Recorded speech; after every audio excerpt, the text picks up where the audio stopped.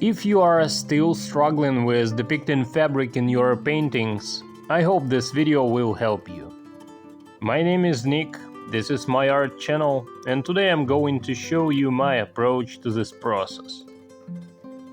You've probably seen all those magnificent draperies in the paintings of the great masters of the past. They are truly fascinating, and sometimes even perplexing.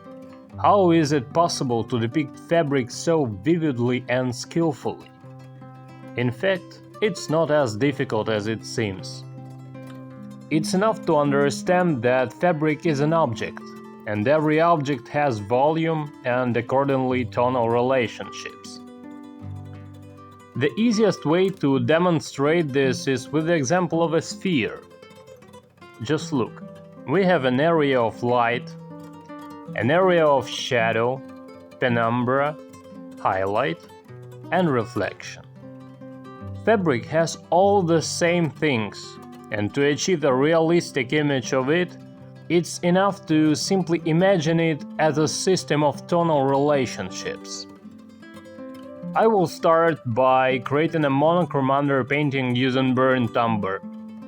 Burnt umber is a fast-drying pigment, which is just what we need for the underpainting. At this stage of the work, I immediately mark the areas of shadow, which will make my work much easier in the future. As you can see, even though I am using only one pigment, I have already managed to establish the correct tonal relationships at this stage of the work. Then we have to let the underpainting dry completely. This will take several days, and after it dries, we will start working with color. I decided to make this cape white, as I think it will be easier to understand. So in principle I will only need just two colors, titanium white and black. In addition, I will need a little bit of yellow ochre to warm up my white. The fact is that titanium white in its pure form is very cool, and I almost always add just a little bit of yellow ochre to it to correct this. By the way, it is ochre that will be associated with the mistake I'll make during my work today, but more on that later. As you can see, I mixed several basic shades and gradually applied them to the necessary areas of the painting. At this stage, it immediately becomes clear why we did the underpainting. It really makes the work incredibly easier. For example, now I no longer need to think about how to arrange my fabric, what folds to make, where I will have areas of shadow and where light. I don't have to do any of that, because I can see all the information I need about tonal relationships right in front of me in the brown underpainting.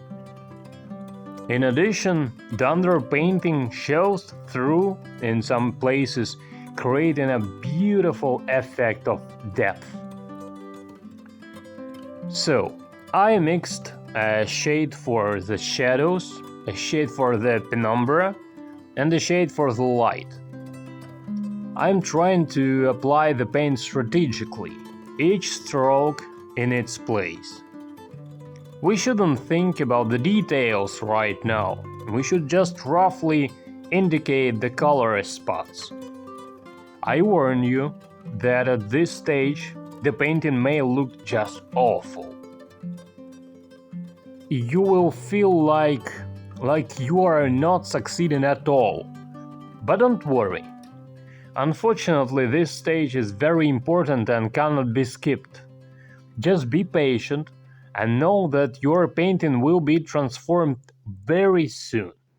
But to do this, you need to be patient and keep working.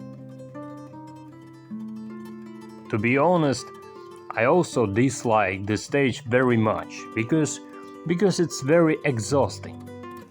It is always very difficult to force yourself to work when you don't see the result, or when you see the result, but it doesn't meet your expectations at all. But there is no other solution than to go through it, no matter how difficult it may be. Unfortunately. That's the only way. Once we have established our basic tonal relationships, we can begin to work on the details. And here I will mention a mistake that I made myself. The thing is that I use ivory black as my black, but it actually has a bluish tint, which is clearly visible when it's mixed with white. I didn't take this into account when blending, and the small amount of yellow ochre that I added to the white, when combined with the black that acted as blue, actually, gave a slightly greenish tint. I wasn't upset, as there is nothing wrong with that.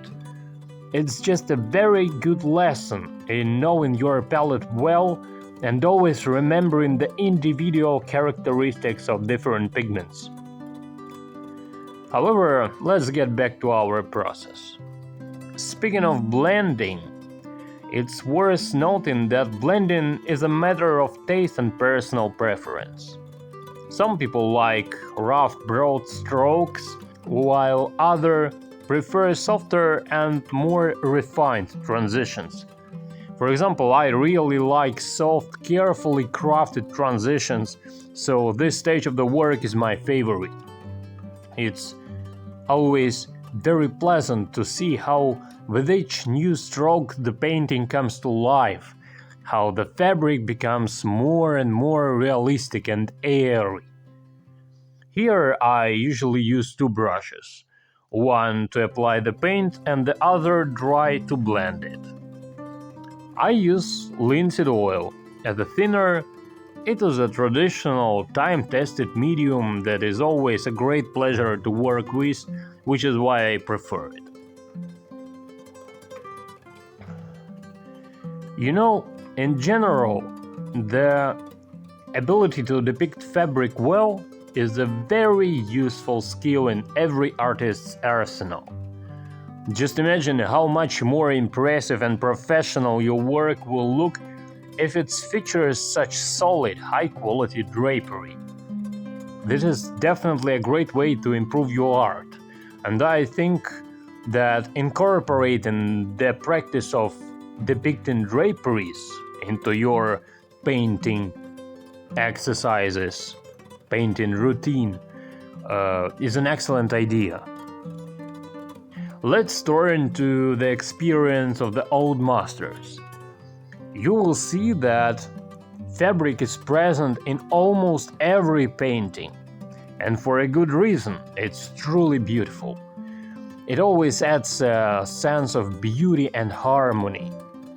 Speaking about practice, remember at least the drapery studies of the great Leonardo, for example. Just look at how delicate and exquisite his work is. All this is achieved through hours of painting and countless trials and errors. I generally believe that the best way to learn is to carefully study the works of the old masters and copy them. But copy wisely. Don't just strive for visible similarity, but engaged in constant analysis, always trying to understand how this or that was done, what approach a particular master used, how he thought, how he planned his work, all those things, All this gives rise to the most important thing, experience. We will never be able to create beautiful fabric on the first try. To get a good, satisfactory result, we will have to ruin more than 100 sheets and canvases. This is the only way to achieve mastery. Just draw one fabric, then 10 more, and you will definitely see how much your work has improved. And this approach applies to everything in our lives. Nothing works out right away. Mastery is achieved only through hard work. I hope this video was helpful to you in some way.